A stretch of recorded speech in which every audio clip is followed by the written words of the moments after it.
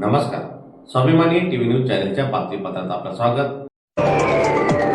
धुळे देवपुरातील north point English medium स्कूलच्या प्रांगणात आजपासून शिवचरित्र व्याख्यानमालेला करण्यात आली सुरुवात.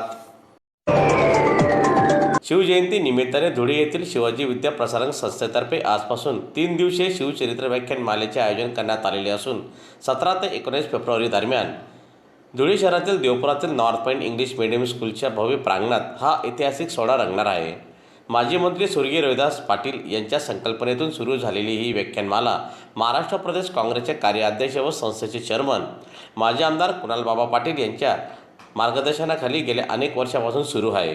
शिवचरित्राच्या विचारांचा जागर घडवणारी ही व्याख्यानमाला यंदाही प्रेरणादायी विषयासह रंगणार असून आज शिव व्याख्यानमालेचा शुभारंभ धुळे जिल्हा पोलीस प्रमुख माननीय श्रीकांत ढिवरे, निवासी उपजिल्हाधिकारी नितीन गावंडे, संस्थेचे उपाध्यक्ष भैयासाहेब डॉक्टर SD पाटील यांच्या प्रमुख उपस्थितीत करण्यात आला. दरम्यान व्याख्यानमालेसाठी धुळे शहरातील अनेक मान्यवरांसह शिवप्रेमींची मोठ्या संख्येने आज उपस्थिती बघायला मिळाली. असं मुखच असतात, ते कुठल्याही परिस्थितीत डगमगत नाही. ॲमेझॉन कंपनीवरून जे तुम्ही आम्ही ऑनलाईन मागवत असतो, त्या ॲमेझॉन कंपनीचा निर्माता आहे जेफ बेझोस. तो काय म्हणाला होता? तो म्हणाला होता, मला माहिती आहे की मी जर अयशस्वी ठरलो तर मला त्याचं वाईट वाटणार नाही, पण मला हेही माहिती आहे की मी त्यासाठी जर प्रयत्नच केले नाही तर मात्र मला सगळ्यात जास्त दुःख होईल. म्हणून मला माझ्या वाटेत भेटणारा प्रत्येक संकटाला भेटायचं आहे आणि इतकंच नाही तर त्याच्या पलीकडे जाण्याचा प्रयत्न करायचा आहे. गिरता वही है जो चलता है, बस इतना सा करना है, उठकर फिर से चलना है. आपण चालणं सोडायचं नाही, यशाकडे जाणारा रस्ता शोधत राहायचा, तो मिळतो. आणि याच्या पुढे छत्रपतींचे विचार काय?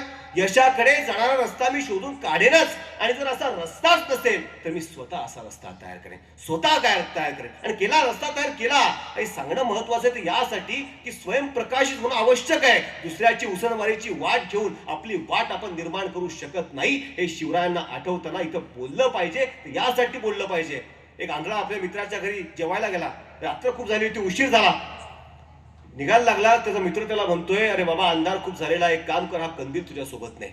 आंधळा म्हणतोय, बाबा रे तुला माहित नाही का, मी आंधळा आहे जन्मजात, मला या कंदिलाचा काय उपयोग आहे, मला दिवस सारखी रात्र सारखा.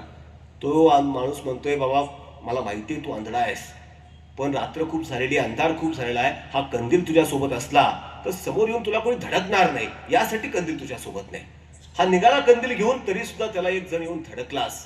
आंधळा म्हणतोय, बाबा मी आंधळा आहे, मला दिसत नाही, तुला हा कंदील दिसला नाही का, तू कसं काय मला येऊन धडकला? तो म्हणतोय, बाबा रे तू खरंच आंधळा आहे, तुला हे कुठे माहितीये तुझ्याकडचा कंदील भिजलेला आहे की पेटलेला आहे.